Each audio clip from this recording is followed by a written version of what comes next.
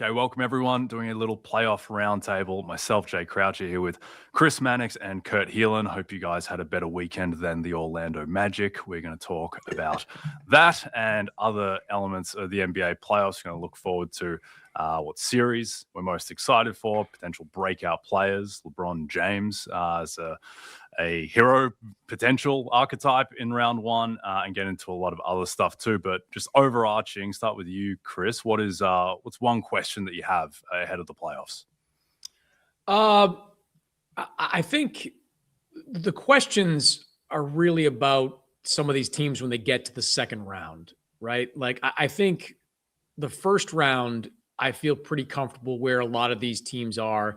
It's the second round when you're looking at a New York Knicks team that has to win a series against the Celtics or else face, being broken up in the offseason. A potential Wembanyama versus Jokic matchup in the second round out west, which could pit arguably the greatest defensive player we've ever seen against arguably the greatest offensive center that we've ever seen. And look, if you want like a good storyline, I love the idea of Kevin Durant potentially returning to Oklahoma City to play the Thunder in the second round of the playoffs. So I think the questions I have about these playoffs, they're really going to kick into gear when we get to the second round, when some of these matchups start to get pretty appetizing. Okay. What about you, Kurt? I think I agree with Chris in the sense that it's kind of a bigger picture thing, but I don't remember going into a year where we had a top seed and a number 2 seed in the West and a top seed in the East where we're like, yeah, but are they really that good? Are they ready for it now? Are they ready? Is Detroit ready to make the leap to contender right now this year?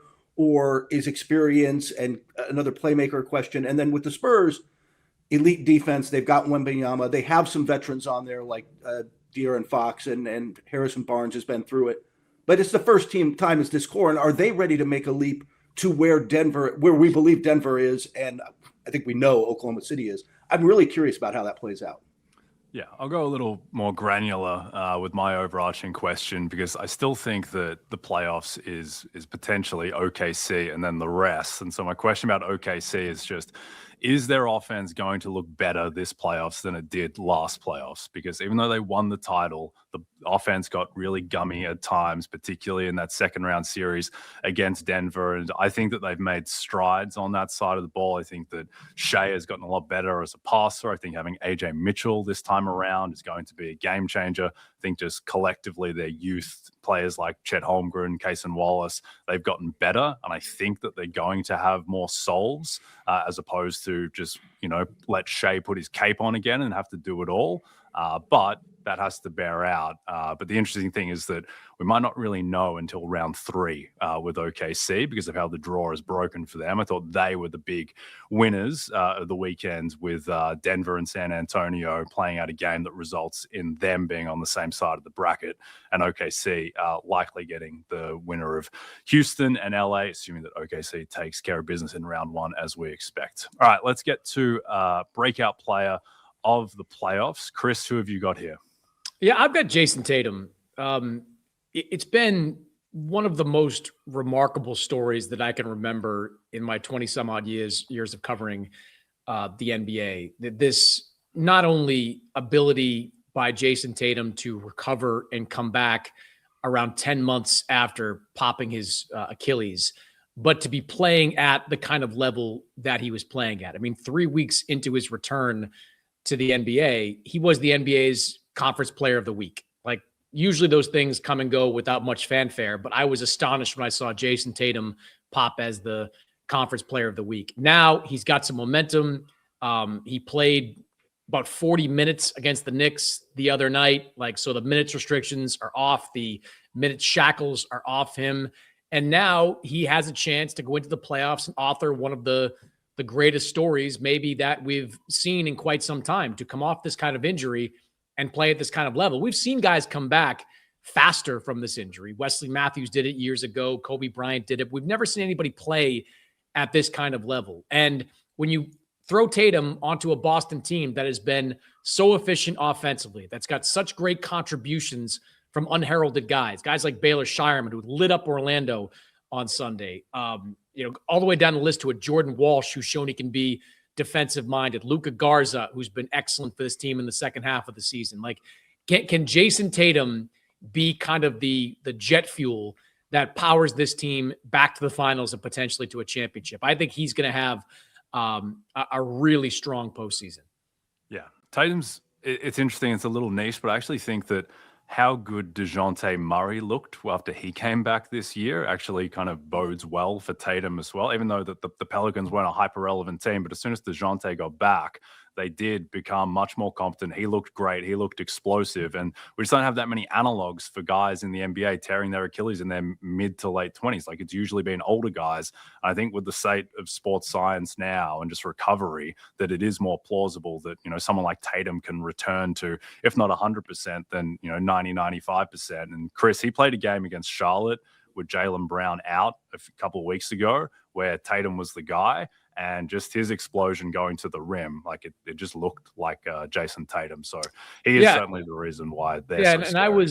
I was in New York for that game against the Knicks, which was a haunting game for Tatum. And we talked for a few minutes in the locker room after everybody had left, and he was telling me just how anxious he was going into that game and how hours before the game he was in his hotel room throwing up. That's how nervous he was to go back into that game and play against the Knicks. But that was a box-checking type of game. That was one of the final hurdles that Tatum kind of had to cross before he could really get back to being his former self. And everything I've seen over these last few weeks has been an incremental rise in, Jason Tatum injury version to Jason Tatum all-NBA MVP candidate. If he's not 90%, he's 88, 89% of what he once was. And every single day that passes, every practice that passes, he's getting even closer to getting back to being Jason Tatum. And if you look at this Eastern Conference landscape, Tatum and Brown have more than enough firepower to get by anybody in this Eastern Conference.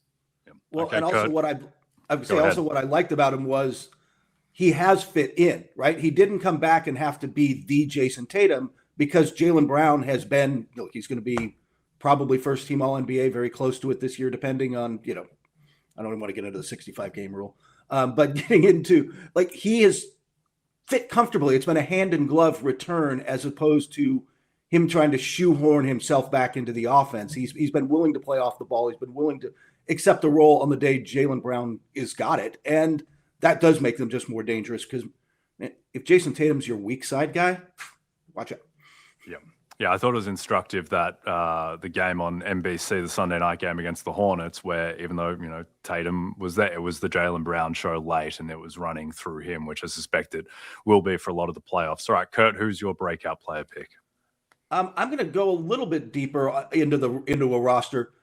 If the Denver Nuggets are going to pull off what we want to pull off, they need Peyton Watson back healthy. He missed the end of the season with the hamstring injury, but this extra week off they get now should help him. He should be back, if not for the full first round, for most of it. But by the second round, they need his athleticism. They need what he brought this year on both ends of the floor as a transition force, as a guy who could knock down threes, and as a very good long defender.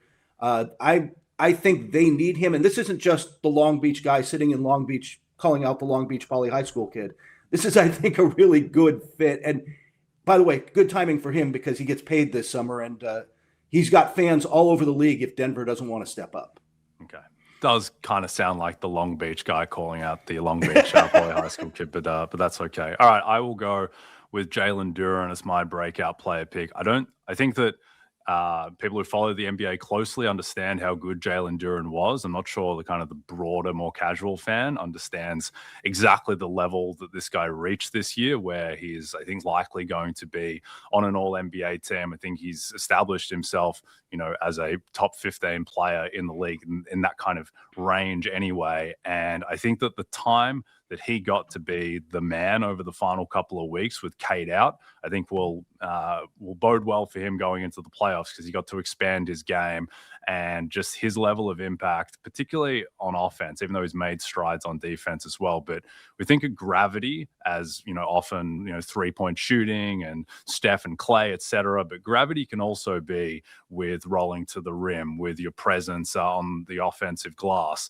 And the Lakers played a game against the Pistons a couple of weeks ago where Dennis Jenkins went off. But if you watch that game, every possession the Lakers were on defense, it was clear that their kind of organizing principle on defense was, where is Jalen Duren at all times? Like, how close is he to the rim? How do we stop him on the offensive glass? And the fact that he is maybe the strongest player in the league, but then also has great touch around the rim. I think he's a very solid passer for his position as well, which doesn't get used as much. Him in the short roll operating with Cade is unstoppable. And I think that if the Pistons, if they are to make the finals, I think that Jalen Duren's kind of ascendance will be one of the biggest reasons why. Yeah, they have to score in the paint at a high number. When they were scuffling, it was about a month or so ago, their points in the paint number had dipped significantly. They don't have enough perimeter shooting to overcome lower numbers on points in the paint. So they're going to need Duren to do all that. I would counter to say that while he is incredibly important, I would collectively call every three-point shooter on Detroit equally as important there, because that's what everybody I talk to keeps pointing to when it comes to the Pistons in the postseason. They've got Duncan Robinson, but who else do they have? Who is going to be that consistent sniper for them? Are they going to be able to consistently put up threes at a good number? Because when you get, and you're looking pretty far ahead here, but if you get to a conference finals against Boston, I know the Pistons have played well against Boston, but they haven't played them with Tatum. If you get to the conference finals against Boston, the Celtics are going to try to trade 3 for 2 with you all possession long. So you've got to have one or two guys on that team consistently knocking down threes. So you're not just getting, 2-point buckets from Jalen Duren while Tatum, Brown, Baylor, Shireman, all those other guys on Boston are jacking up threes at 45 to 50 per game. Yeah. Ultimately, go ahead, Kurt. No, I was going to say, the other thing I had with them was also, I had questions about their second, like Jalen Duren has kind of become the secondary scoring option for them, right? The guy who can get the ball. But now Dennis Jenkins steps into that role, and I'm really curious how that plays out in the playoffs, that he can't just be the sixth man. He's going to have to play some critical minutes down the stretch, because you can't do what everybody was able to do to the Bucks and Giannis for entirely too long until they got Holiday and had a great Chris Middleton year. If I can just load up on him, life gets really difficult. So somebody else has to step up. Duren's part of that. Jenkins is part of that. Yep. Ultimately, I'm a believer in Detroit. I think they're the second most likely team to win the East after Boston, even though the odds have them as the fourth most likely behind the Cavs and the Knicks. But for a 1 seed and a team with real finals aspirations, there is a lot of Duncan Robinson going on. And I think that he has been very good for them this year and better than expected. But they are very dependent on his shooting. Okay, let's move ahead to next topic, which is LeBron James, who is going to have to put the Lakers on his back and extend their season long enough for Luka Doncic and Austin Reeves to potentially return from their respective hamstring and oblique injuries. Chris, how realistic do you think it is that LeBron can carry the Lakers past the Rockets? I think if they were going to get a first-round matchup that was winnable, this is probably it. I mean, Houston's been on a run as of late, but they are a flawed team. We've seen that. Secondary scoring is a problem for the Rockets. Playmaking is a problem for the Rockets. And it wasn't too long ago, and I know everybody was playing, but the Lakers did go to Houston and beat the Rockets in a back-to-back road trip. That being said, LeBron is going to have a steady diet of Amen Thompson on him all series. The Lakers don't have a secondary playmaker now. Luka is out. Austin Reeves is out. Now it's going to be on LeBron to put that cape on and try to beat LeBron circa 2016. And as much respect as I have for what he's done at age 41 this season and how he acclimated to that, third banana role with the Lakers, how does he handle, 50, 60 feet of ball pressure from Amen Thompson every time he's bringing the ball up on the court? I struggle to see how LeBron can do all that with that kind of defender draped all over him. So I think he's going to have some great moments. I think he's going to put up some good numbers. I don't like his chances of leading this team past the Rockets in the first round. Yep. Yeah, I'd agree with that. And I think part of it is, I think you nailed it. LeBron's going to be asked to do a lot. And it's not just Amen Thompson. That team is loaded up with long, athletic perimeter defenders. And Ime Udoka's teams are always high-pressure teams. The other problem is Houston doesn't scare anybody. In fact, it was the team everybody wanted to face until the injuries hit the Lakers. because they're not a good half-court offense consistently. They're not a good offensive team. I don't know that the Lakers can stop them. The problem is, at the end of the day, like it's a DeAndre Ayton anchored defense where, look, they have Marcus Smart when he's healthy can still give you a little, and they've got some guys who've stepped up of late and been decent, but get into a playoff series where I can start to target guys, where I can really drill down into the off defense, get the switches I want. I just don't know that the Lakers have the depth of Jake LaRavia is a nice rotation player, but he's going to be asked to do too much this series. And there's a whole series of those guys for the Lakers. I just don't think they have the depth to hold up. Yeah. My question too would be, what plays are they running in the 10 minutes that LeBron's on the bench? Like, what are you posting up Rui and DeAndre Ayton? Like, I just don't know what kind of principles on offense you're looking for. It's going to be like Luke Kennard pick and roll, or Marcus Smart kind of doing his burrowing into the paint thing slowly and his little turnaround jumper. But yeah, I think that they are going to struggle. I think that it's realistic that they could force their way to being 3-2 down and hope that that buys enough time for Luka to come back later in the series. But if Luka's not going to be back until round 2, it is hard to see how the Lakers progress. All right. Speaking of round 2 and beyond, potentially, Chris, what series are you most looking forward to in the playoffs? Gotta be Denver against San Antonio. A couple of weeks ago, I circled that Nuggets-Spurs game on the calendar, flew out to Denver for it. It was worth every minute of the travel, every nickel of the cost. That was a classic matchup. You know, that was Patrick Ewing against Hakeem. That was Russell against Chamberlain. That was two guys that are elite at what they do, putting on a show. And I left that game thinking, like, please give me 6 or 7 more of those kind of matchups. And sure enough, we are well positioned to have that. Now, they played on Sunday in what was one of the weirder games of the year. San Antonio had every reason to win that game and kick the Nuggets down the standings, give them an opportunity to play the Lakers in the second round. They couldn't do it. The Nuggets had every reason to, lose that game and wind up in that 4 seed and maybe take on an Oklahoma City team that might be a better matchup for them. They played 30 some odd minutes of David Roddy in that game, and they still found a way to come out with a win. So that was a weird finish to the season with the Spurs and the Nuggets. But I just know what I saw a couple of weeks back with Wembanyama going at it with Nikola Jokic, with Steph Castle going at it with Jamal Murray, with De'Aaron Fox, who's had kind of an up and down season.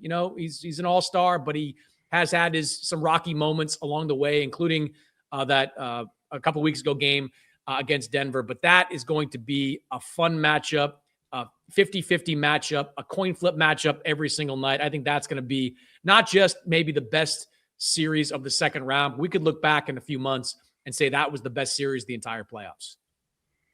Yep. Kurt, what do you got? Yeah, I would agree with that in the sense that I think that's, look, for my money, the 3 best teams in the NBA are all in the West, in Denver, San Antonio, and Oklahoma City. That just set up whoever was in the second round for a fantastic series. I'm going to go to the other conference, though, and talk about something that Chris mentioned a little while ago, too. Second round out there in the East, probably Knicks versus Celtics. I think there's kind of a delineation between the top 4 and 5 in the East. Knicks Celtics sets up for a lot of, look, they brought in Mike Brown. James Dolan is out to coach. James Dolan is out there saying, hey, these finals are bust for us, baby. We've got a team that should be doing this. Now they're going to run into that Jason Tatum dynamic Boston team that we all like as probably the best team coming out of the East. And if they fall in the second round, there's going to be hard questions coming from Leon Rose and for Leon Rose about where this thing goes from now. Do they go after Giannis? All sorts of big questions.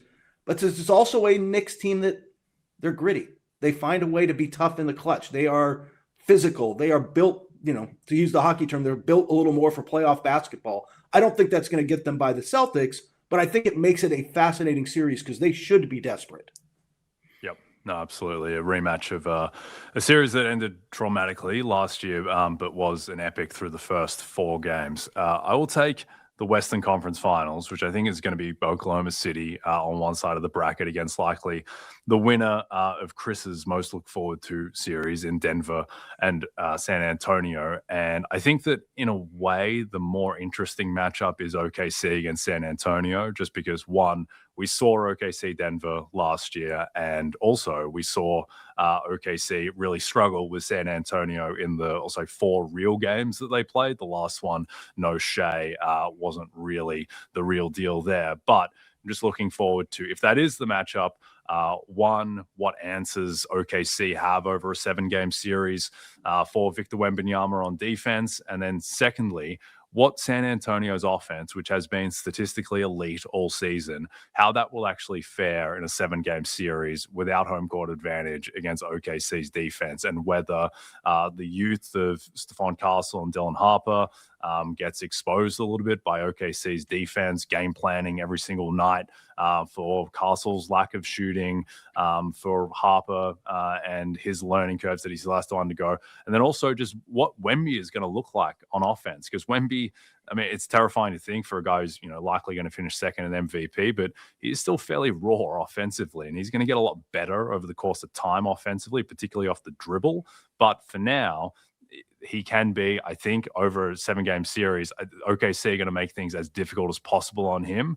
And when he does put the ball on the ground, we're going to see whether OKC are going to be stripping him like they stripped the Nuggets all throughout Game 7 of that series last year. So that, I think, is the most compelling series should it eventuate, and I think may end up being a de facto NBA Finals, because I think the winner of that series would likely go on to beat whoever comes out of the East. All right, Oklahoma City has tried.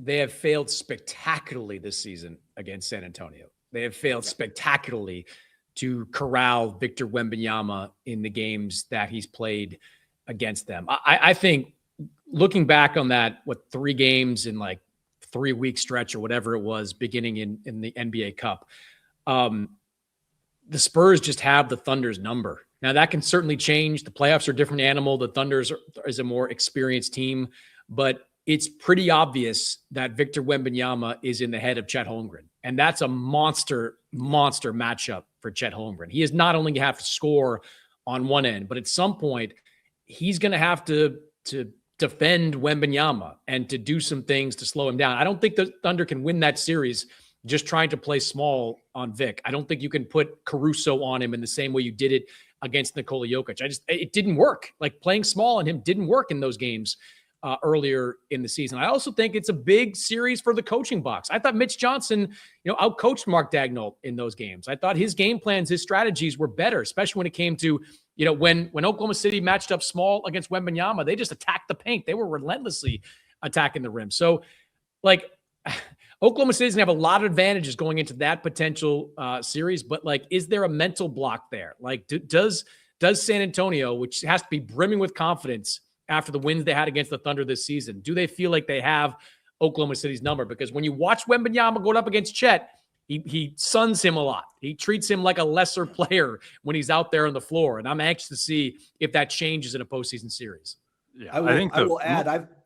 I'm not sure that Wemby's in Chet's head as much as I think Wemby's just way better than Chet, and that's just the reality. I think that Wemby has kind of manufactured this rivalry with Chet. I'm not sure what Chet did exactly, but Wemby has created in his own mind in a kind of Jordan-esque fashion that there is this slight with Chet that and Chet just needs to be punished for existing on the court, seemingly. But go ahead, Kurt. What did you have?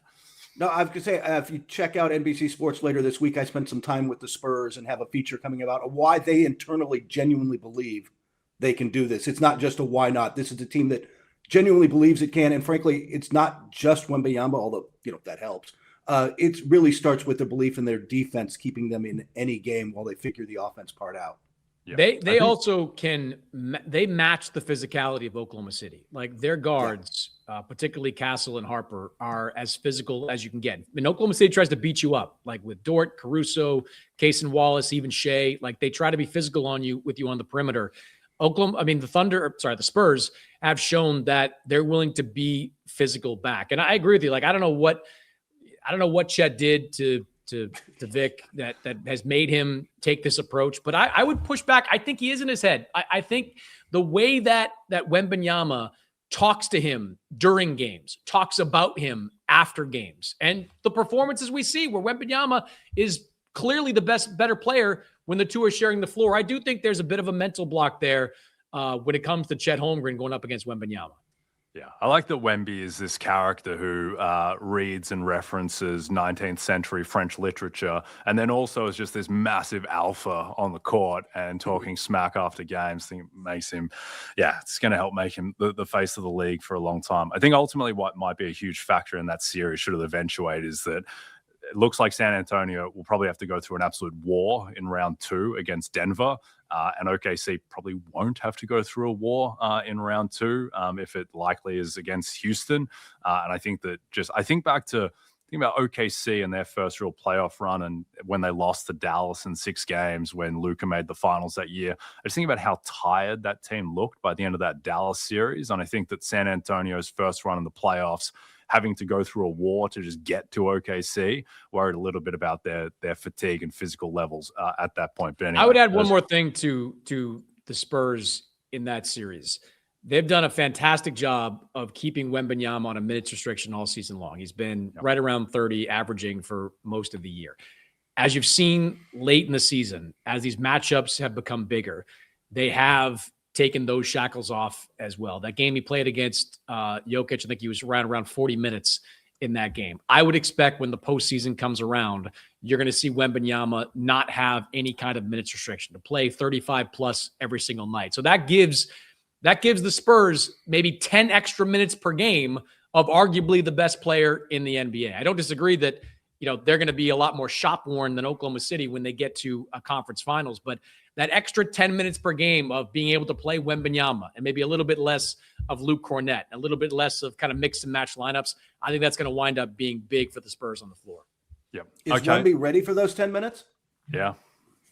That's, I think, a really interesting question. Maybe the biggest question in the playoffs is just, does Wemby have an extra gear to get to in the playoffs? This guy plays hard in the All-Star game. This guy plays hard all the time. And I think a lot of other players are saving themselves in an extra bit for the playoffs. And I think Wemby will go to another level. And I think that his defense will certainly carry over 100%. But it is something that has to be proven because we've never seen this guy play a playoff game in his life. All right, let's go to our next topic, which is the team that we have the biggest concern for. Kurt, I'll start with you here.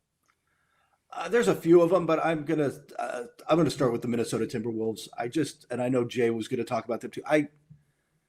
I don't trust teams that are up and down like that during the season that look like against good teams they would flip the switch. You would see these moments of like, hey, that's the team that made the Western Conference Finals. That's the team that looks like they can put it together, but they don't do it consistently. And really concerning, they've been good in transition this year on offense, but their half-court offense has been pedestrian.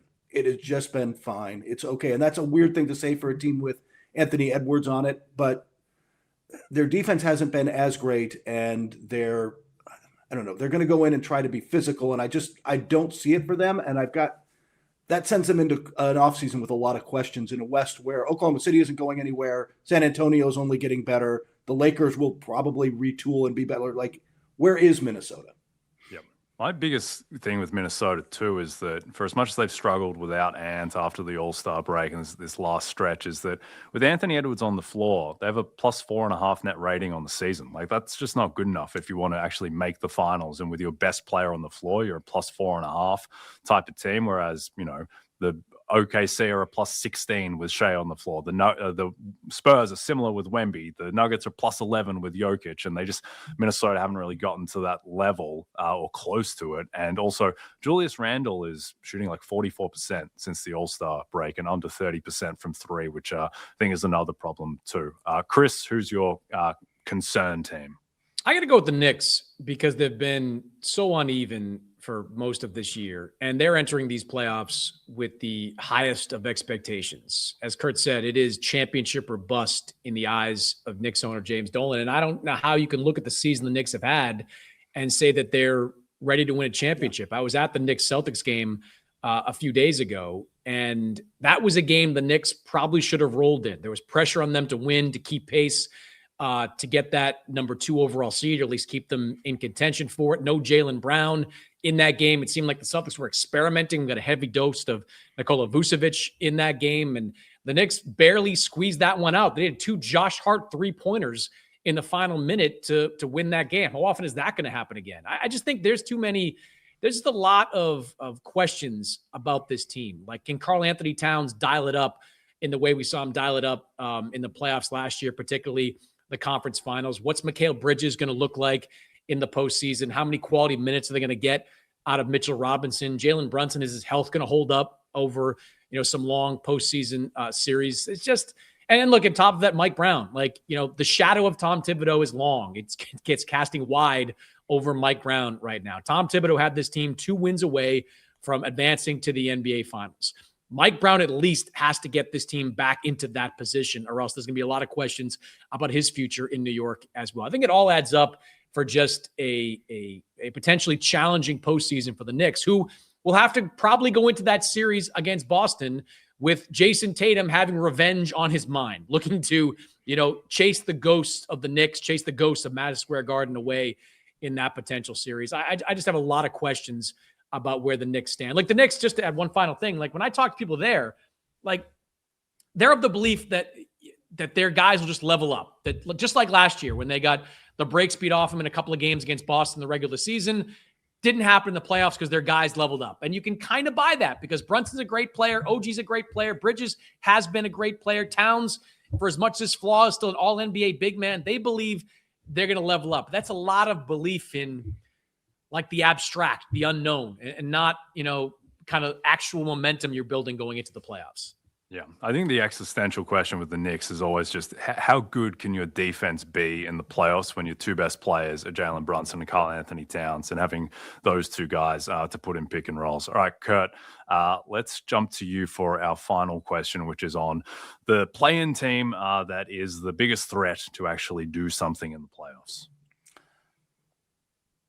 I'm going to choose D, none of the above. I genuinely am not sold on any of these teams, but if I have to pick one, I think the entertaining team, the team I would like to see do well, is Charlotte. I genuinely look, that is a fun team to watch. LaMelo Ball in the playoffs. Now they've got to win 2 games to get out of the play-in, and then they would get number 1 seed Detroit. But that becomes a pretty interesting series, right? That becomes pretty entertaining.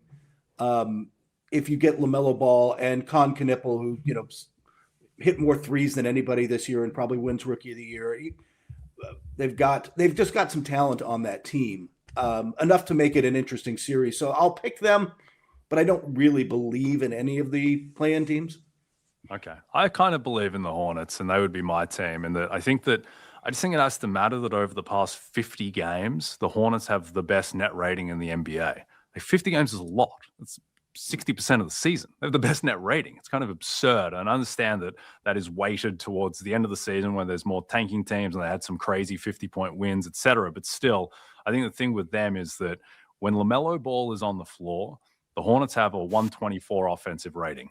That would be the best offense in NBA history. When he is off the floor, they fall to a 110, which is like Sacramento range this year in the 27th ranked offense. So I think that this offense is real. I think that adding Kobe White really helps their depth and allows them to go kind of 8 deep in solid rotation players. And so I think that they could certainly give Detroit a scare if they get out of the play-in. But Chris, who is your team? Yeah, I'm kind of with Kurt. And look, I'd love to see the Hornets have an entertaining series. They're a fun team of the future. I think their problem is going to be in the postseason, the games slow down. And are they able to manufacture enough offense in the half court to beat a team like Detroit, to beat a team like Boston, which are really good in the half court? Do we trust Brandon Miller to be kind of a go-to option in the half court? Can Con Knipple have the same effect in his first postseason? I just think they're a little bit too young, a little bit too green, a little bit too flawed. I would have loved to have been sitting here and talked about Orlando. But after 82 games, I am off the Orlando Magic. I've been clinging to the Orlando Magic bandwagon for months and months and months, all the way back to when they started the season trying to be like this running gun type of team, which I didn't really understand that adjustment they made to what their offensive philosophies, all the injuries that battled through this year. But when I watched that game on Sunday against Boston, where Jamal Mosley, in a kind of a must-win game, for them, plays Desmond Bane limited minutes. Like, what are we doing? What is going on with the Orlando Magic? You need to win this game. I know you're playing Baylor Shireman and the Maine Celtics, but you still have to find a way to win. And he keeps Desmond Bane out for long stretches, and they wind up losing that game. Now they have to go to Philadelphia to play a banged-up 76ers team, but in Philadelphia, I've completely flipped the script. I went from thinking the Magic could be a team that could cause some problems in the first round. I'm old enough to remember a couple of years ago when the Celtics, their guys said that first round series we played against the Magic, that was the toughest series, or one of the toughest series we played because of how physical they were. They can play in the half court because of the guys that they have. But this whole season has been a disaster in Orlando. And after that Boston game, I am out. I think they lose to Philadelphia. I think they lose the next game, and they're out of the playoffs field entirely. I'm done with the Orlando Magic. Yeah, I'm old enough to remember when Orlando was a good defensive team. And I guess that was like a year ago. Like, I don't know what happened on that end of the floor. They absolutely fell apart defensively this year.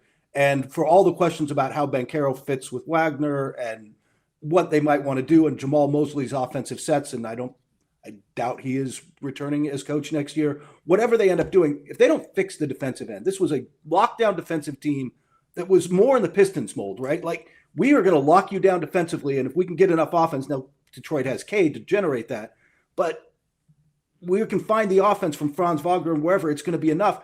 That defense is average, and if the defense is average, then they're barely average. Yeah. I don't think I've ever seen anything like the Desmond Bane situation where a player is ostensibly out for rest, and then the coach decides, oh, this is getting bad. You're not out for rest anymore. You've actually got to play.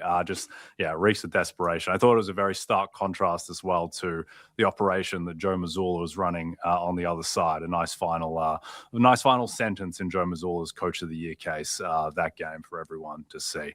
All right, that'll do it for us today. We might do another one of these later in the playoffs. We'll see what the reviews are like. But until then, from myself, Jay Croucher, Kurt Helin, Chris Mannix, that'll do us for today. Everyone, enjoy the games.